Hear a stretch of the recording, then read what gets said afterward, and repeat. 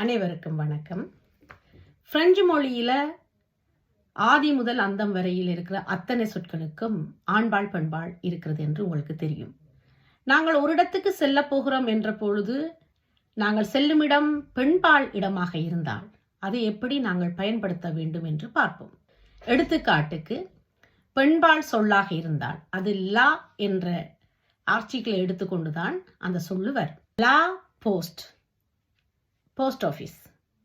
லா banque, வங்கி. லா ferme, பண்ணை. லா montagne, மலை. லா mer, கடல். லா défense, லா défense என்ற இடம். லா chapelle, லா chapelle என்ற இடம்.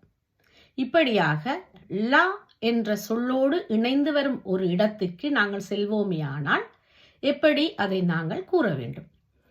நான் போஸ்ட் ஆஃபீஸுக்கு செல்கிறேன்.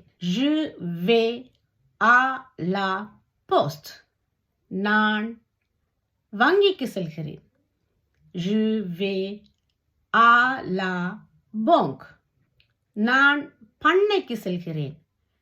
Je vais à la ferme.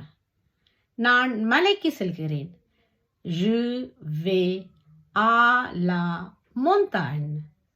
நான் கடலுக்கு செல்கிறேன். Je vais à la mer. La défenseக்கு செல்கிறேன். Je vais à la défense. நான் La Chapelleக்கு செல்கிறேன். Je vais à la Chapelle. ஆ அப்படியே இருக்கும். ஆ என்பது இக்கு. அப்ப இக்கு பிளஸ் பெண்பால் இடமாக இருந்தால் இக்கு என்பது அப்படியாகவே இருக்கும். லா அப்படியே இணைந்து வரும்.